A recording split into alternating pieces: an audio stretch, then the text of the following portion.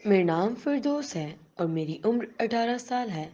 میری ٹرپ کے دوران آدھی رات کو بس ایک ہوٹل پر جا کر رکی تو سب کھانا کھا رہے تھے۔ میں وہاں سے اکیلی اٹھ کر آگی تو مجھے محسوس ہوا کوئی میرا پیچھا کر رہا ہے۔ پیچھے مڑ کر دیکھا تو علی غافر نے ایک دم سے میرے منہ پر ہاتھ رکھ دیا تو کہتا، عشق کس نمبر 10 کا دوسرا حصہ۔ فردوس بھی نور اور یاسر کے ساتھ بس کی طرف جانے لگے کہ علی اسے سامنے سے آتا ہوا نظر آیا۔ یہ والی بس بھر چکی ہے، دوسری بس میں چلتے ہیں۔ علی خبر تیزی سے یاسر کے پاس آیا اور یاسر کے برابر میں آ کر کھڑا ہوا اور اس کے کان میں آہستہ آواز میں کہنے لگا، نور کے ساتھ ہی بیٹھنا، اگر کہیں اور بیٹھے یا میرے پاس آئے تو تمہارا منہ توڑ دوں گا۔ یاسر نے علی کو ایک نظر دیکھا، سمجھ گئے۔ علی نے کہا، بالکل۔ یاسر نے کہا، تم بالکل فکر مت کرو، میں نور کے ساتھ ہی بیٹھ جاؤں گا۔ یاسر نے اسے تسلی دی، مگر جیسے ہی بس کے اندر داخل ہوئے تو اس نے جان بوجھ کر نور اور فردوس کو ایک ساتھ بٹھایا۔ علی خافر اسے غصے سے دیکھتا رہا، کمینہ بے وفا، علی نے یاسر کو کہا۔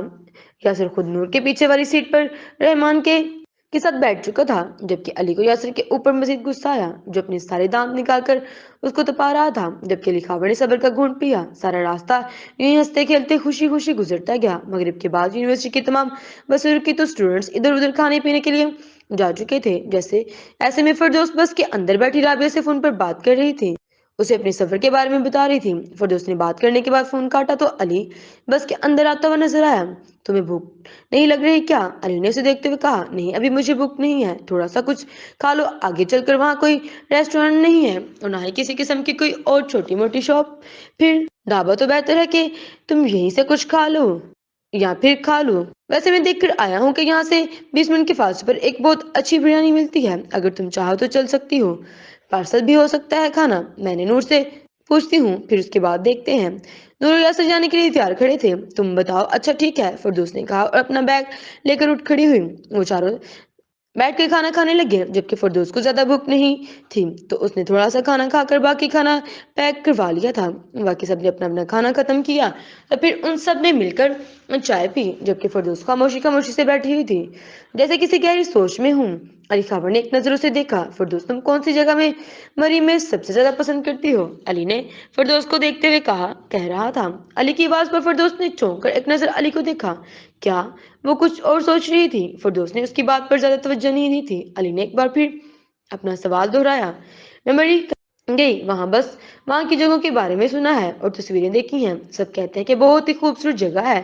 وہ لکھاوٹ کو دیکھتے ہوئے اب کہہ رہی تھی، اور نور تم؟ علی نے مزید بات بڑھانے کے لیے نور کو بھی شامل کیا، میں مری گئی ہوں مگر بچپن میں جب میں 12 سال کی تھی، پھر اس کے بعد مری کسی کام سے جانا نہیں ہوا اور دوسری بار اب جا رہی ہوں ٹرپ پر، یونیورسٹی کے ساتھ چلو، نکلنے کی تیاری کرتے ہیں۔ رحمان کا بھی میسج آیا ہوا ہے، کہہ رہا ہے کہ سب لوگ جانے کے لیے تیار ہیں، ہم لوگ آ جائیں۔ وہ موبائل پر اس کا میسج دیکھتے ہوئے ان سب کو بتا رہا تھا۔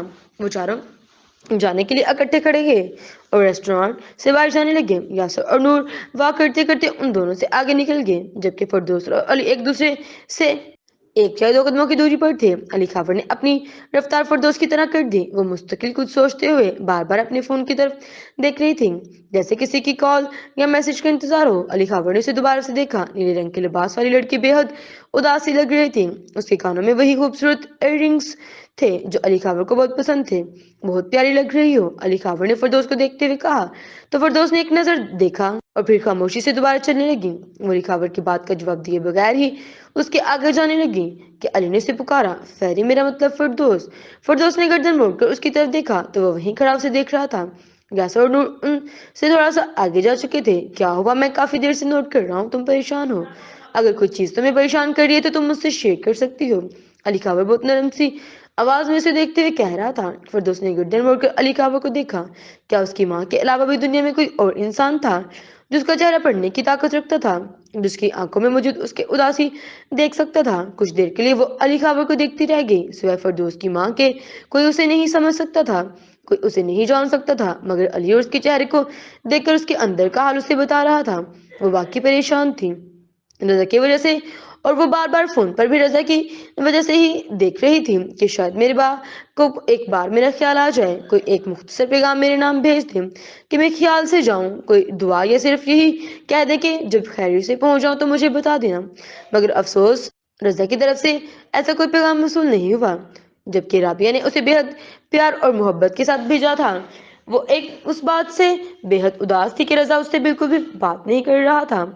वो आज यूनिवर्सिटी भी नहीं आना चाहती थी, मगर राबिया ने उसे सब खूब डांटा कि बाबा इस बात पर नाराजगी होंगे कि जब यूसुफ साहब को पता चले कि वो सारे इंतजाम होने के बावजूद भी नहीं गई, और फिर अगर यूसुफ साहब और रजा की आपस में बात हुई और घर ही ने ये मालूम हुआ कि तुम नहीं गई, तो उन दोनों की बात भी खराब हो सकती है और इस नतीजे में रजा तुमसे और नाराज हो जाएंगे। राबिया ने फिरदौस को सुबह सुबह इसके कमरे में खूब डांटा, जिसकी वजह से वो यूनिवर्सिटी के लिए भी लेट हो गई थी और इस बात से बेहद परेशान और उदास थी। फिरदौस को बिल्कुल इस बात पर यकीन हो चुका था कि वो रजा की नजर में कोई अहमियत नहीं रखती और ना ही उसका बाप उसे पसंद करता है और ना ही उसे देखना चाहता है, ना ही उससे बात करना चाहता है। क्या बात है, तुम क्यों आज बहुत उदास हो? अपनी बाकी दोस्तों को देखो, वो कितना खुश है, कितना एंजॉय कर रही है, और तुम एक जगह बिल्कुल खामोशी के साथ बैठी हो, जैसे तुम्हारा कोई ताल्लुक ही ना हो इससे।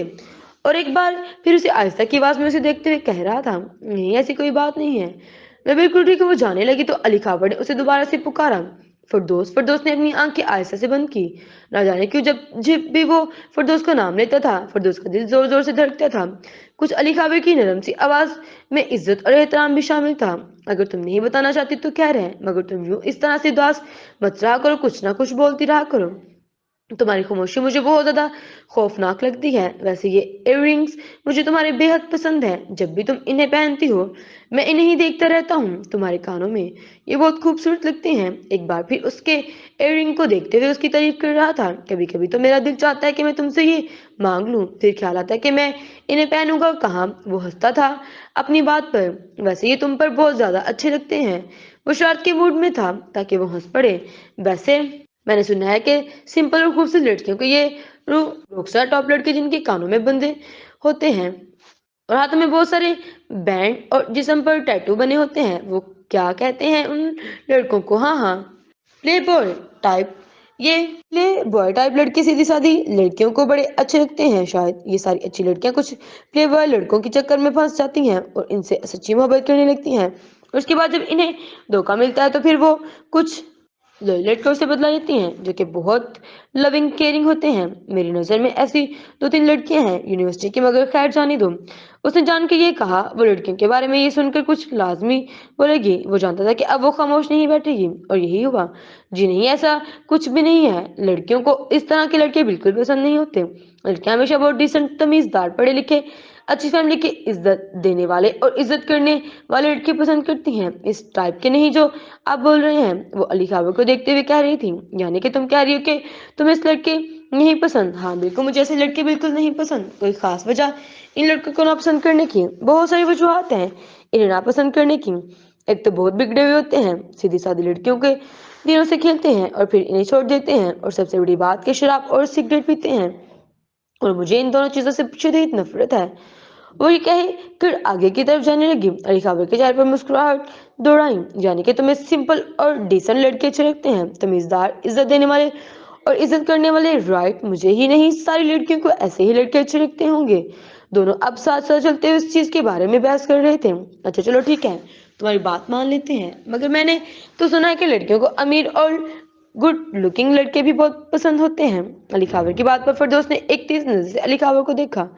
मुझे समझ में नहीं आता ये कौन बेवकूफ लोग हैं जो ये बात लड़कियों के बारे में फैला रहे हैं, जबकि हमारे मुल्क में 70% लोग खेती बाड़ी पर अपनी जिंदगी गुजारते हैं। 70% का मतलब है कि बहुत ज्यादा होता है, यानी कि वो लोग ना ही तो बहुत ज्यादा अमीर होते हैं और ना ही उनके आंगनों में छह छह गाड़ियां होती हैं, मगर फिर भी उनकी औरतें इसी में ही गुजारा करती हैं, बच्चे पैदा करती हैं, बच्चे पालती हैं, उनकी तालीम और तरबियत करती हैं। फिर कुछ यूं ये कहा जाता है कि औरतें पैसे के पीछे भागती हैं। हद है।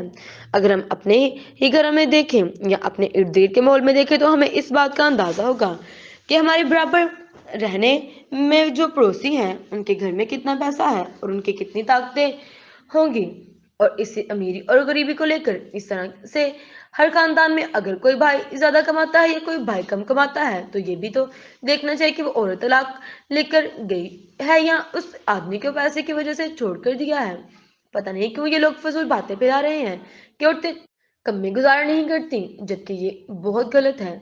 اور کبھی بھی پیسے کو اہمیت نہیں دیتی۔ وہ ہمیشہ ایسے مرد کے ساتھ رہنا پسند کرتی ہے جو اس کی عزت کرتا ہو، محبت کرتا ہو، احترام کرتا ہو اور اس کی بات کو انڈرسٹینڈ کرتا ہو، سمجھتا ہو، سنتا ہو۔ عورت ہر حال میں مرد کے ساتھ گزار کر لیتی ہے، پھر چاہے وہ بہت امیر ہو یا پھر نارمل فیملی سے بلونگ کرتا ہو یا پھر غریب ہو، عورت ہمیشہ مرد کے ساتھ گزار کر لیتی ہے۔ پتہ نہیں کیوں لوگ یہ بات پھیلاتے ہیں، مجھے سمجھ میں نہیں آتا۔ جبکہ اگر ہمارے ارد گرد کے ماحول میں دیکھا جائے تو انہیں اس بات کا اندازہ ہو جائے کہ وہ کتنی غلط بات کرتے ہیں۔ اپنے گھروں کی عورتوں کو دیکھ لیں کہ کیا ان کے باپ کی کمپنی نہ ہونے کی وجہ سے انہیں چھوڑ کر چلی گئی یا ان کے ساتھ رہ کر ان کے بچوں کی اچھی تعلیم و تربیت کرتی ہوں۔ آپ بھی اپنے ارد گرد کے ماحول میں دیکھیے گا اور پھر اس بات کو سمجھیے گا جو میں کہہ رہی ہوں، یعنی اگر تم فیوچر میں شادی کرو گی تو بالکل میرے جیسے لڑکے سے شادی کرو گی۔ فردوس کو دیکھ کر شرار سے کہہ رہا تھا، کیونکہ میں بہت ہینڈسم بھی ہوں اور تمیزدار بھی ہوں اور عزت کرتا ہوں، ساتھ میں محبت بھی۔ علی خاور کی بات پر فردوس نے گردن موڑ کر اسے ایک نظر دیکھا، پھر خاموشی کے ساتھ چلنے لگی۔ علی خاور نے اس بات کا شکریہ ادا کیا کہ اس کے چہرے پر اب وہ خوشی اور وہ اداسی شاید تھوڑی کم ہو گئی تھی جو اس سے پہلے اس کی چہرے پر بھری پڑی تھی۔ وہ یوں ہی اس سے کسی نہ کسی ٹاپک پر بات کر رہا تھا اور یوں ہی اپنے رائے اسے دی جا رہی تھی۔ یاسر اور نور کافی آگے تک نکل آئے تھے جبکہ فردوس اور ریاض آہستہ چلتے ہوئے باتیں کرتے ہوئے آ رہے تھے۔ انہوں نے ان دونوں کو ایک نظر دیکھا، وہ لوگ ان سے دور تھے اور ساتھ ساتھ چلتے ہوئے آ رہے تھے۔ وہ دونوں بس میں بیٹھنے والے تھے۔ کچھ دیر کے بعد گاڑی دوبارہ سے چل پڑی۔ یوں ہی گاڑی چلتے چلتے رات ہو گئی تھی اور رات کے 12:30 بج رہے تھے۔ بسیں موجود اسٹوڈنٹس تھکاوٹ کی وجہ سے سو چکے تھے۔ ایسے میں فردوس اور علی خاور بس کی چوتھی سیٹ پر بیٹھے ہوئے تھے اور ان کے بالکل پیچھے یاسر اور نور بھی، مگر وہ دونوں سو چکے تھے۔ کیا تمہیں نیند نہیں آ رہی؟ علی خاور نے فردوس کو دیکھتے ہوئے کہا۔ وہ کھڑکی والی طرف بیٹھی ہوئی تھی اور رات کی تاریکی میں ڈوبے ہوئے درختوں کو اور سڑکوں کو دیکھ رہی تھی جو اندھیرے میں ڈوبے ہوئے تھے۔ نہیں، مجھے نہیں آ رہی۔ اچھی بات ہے، مجھے بھی نہیں آ رہی۔ میں تو تمہیں کچھ دکھاتا ہوں۔ علی نے اپنا موبائل نکالا اور اس میں گیلری نکالی۔ یہ دیکھو، اس نے کچھ تصویر۔ فردوس کی طرف ایک چھوٹا سا بچہ آرمی کی یونیفارم میں کھڑا ہوا تھا اور اس کے برابر میں آرمی کی بھی یونیفارم ہی کوئی لڑکا کھڑا ہوا تھا۔ الٹے ہاتھ کی طرف علی خاور کی امی مہرین کھڑی ہوئی تھی جو کہ جوانی میں بہت خوبصورت اور پرکشش لگ رہی تھی۔ یہ آپ کے پیرنٹس اور آپ ہیں؟ فردوس نے فوراً پہچانا۔ ہاں، یہ میرے پیرنٹس ہیں اور یہ میرے بابا آرمی میں میجر تھے، مگر جب 12 برس کا تھا تو وہ شہید ہو گئے تھے۔ امی اور بابا کی لو میرج ہوئی تھی، مگر جب بابا کا انتقال ہوا تو امی بہت زیادہ ڈپریشن میں چلی گئی تھی۔ امی کو بابا کی موت کے صدمے سے ریکور ہونے کے لیے تقریباً 4 سال لگے تھے۔ اس وقت میں بہت چھوٹا تھا، مجھے نہیں معلوم تھا کہ یہ ڈپریشن کیا ہوتا ہے اور کس طرح سے ڈپریشن میں سے لوگوں کو نکالا جاتا ہے۔ امی کہتی ہیں بہت زیادہ تکلیف دہ ہوتا ہے، انسان اندر سے مر جاتا ہے، مگر آہستہ آہستہ جیسے جیسے وقت گزرتا گیا میں امی اور زیادہ قریب ہو گیا، اتنا کہ اب امی کے بغیر میں جینے کا سوچ بھی نہیں سکتا۔ ہم دونوں ایک دوسرے کے بیسٹ فرینڈ ہیں اور میں امی سے کچھ نہیں چھپاتا، ہر چیز بتاتا ہوں، ہر چیز میں ان سے مشورہ بھی لیتا ہوں۔ وہ اب اپنی اور مہرین صاحبہ کی کچھ اور تصویریں دکھا رہا تھا جس میں وہ ان کے ساتھ تھا۔ کبھی وہ ان کی گود میں سر رکھ کر لیٹا ہوتا تو یوں جیسے کوئی چھوٹا سا بچہ ہو، کبھی ان کے ہاتھ کو چوم رہا ہوتا۔ علی نے ایک اور تصویر کھولی جس میں اس کے بابا مہرین اور علی خاور موجود تھے، مگر خاور صاحب اس میں بغیر یونیفارم کے تھے۔ یہ میں 5 سال کا تھا، یہ تب کی پکچر ہے۔ آپ اپنے بابا سے بہت زیادہ ملتے ہیں، یوں لگ رہا ہے کہ جیسے بالکل آپ ہوں۔ ہاں، میں پورا کا پورا اپنے بابا کی طرح ہوں، امی بھی یہی کہتی ہیں۔ وہ مجھے دیکھتی ہیں اور کہتی ہیں کہ یوں لگ رہا ہے کہ جیسے میں خاور کو دوبارہ دیکھ رہی ہوں۔ وہ مسکرا کر فردوس کو دیکھ رہا تھا جبکہ فردوس مسکراہٹ اپنے ہونٹوں پر سجائے ہوئے اس کی تصویریں دیکھ رہی تھی۔ رات کی تاریکی میں مکمل خاموشی تھی۔ وہ فردوس کے ساتھ بیٹھا اپنی بہت سی خوبصورت یادیں اس سے شیئر کر رہا تھا۔ آپ اپنی امی کی بہت کلوز ہیں؟ ہاں، بالکل اس طرح جس طرح سے تم اپنی امی سے بہت کلوز ہو۔ علی کی بات پر فردوس نے چونک کر اسے دیکھا۔ آپ کو کیسے پتا؟ یہ بات فردوس نے کہا، کیونکہ تم نے اپنی امی کی اور اپنی تصویر اپنے موبائل کے وال پیپر پر لگائی ہوئی ہیں، تم بالکل اپنی امی کی طرح ہو، تمہاری آنکھیں بھی بالکل تمہاری امی پر گئی ہیں۔ علی خاور مسکرایا۔ ہاں بالکل، میں اپنی امی کے بہت کلوز ہوں اور میں امی پر ہوں۔ ہم دونوں بہنیں تھیں اور میری چھوٹی بہن کی آنکھیں بالکل ہماری طرح تھیں، مگر وہ بہت کمزور پیدا ہوئی تھی اور اکثر بہت زیادہ بیمار رہتی تھی جس کی وجہ سے وہ انتقال کر گئی تھی بچپن میں۔ اپنی چھوٹی بہن کا نام میں نے خود رکھا تھا۔ اگر وہ آج ہوتی تو شاید میں گھر میں اتنا تنہا محسوس نہیں کرتی، کوئی ہوتا جس سے کچھ کہہ سکتی، اس سے باتیں شیئر کرتی، اس سے چیزیں شیئر کرتی۔ وہ کہتی جا رہی تھی کہ اسے اچانک سے خیال آیا کہ وہ کیا کہہ رہی ہے और किसके सामने कह रही है और क्यों कह रही है? क्योंकि उसे इतना अपना-अपना सा लगने लगा था कि वो अपने दिल की बातें उससे करने लगी थी। लम्हे भर वो खामोश हुई, तो उसे अली खाबर ने एक नज़र देखा। अली ने फिरदौस की बात पर आहिस्ते से मुस्कुराया, तुम अपनी अम्मी के बहुत ज़्यादा क्लोज़ हो और अपने बाबा की। अली के सवाल पर फिरदौस के चेहरे पर मायूसी छा गई। अब वो उसे क्या बताती?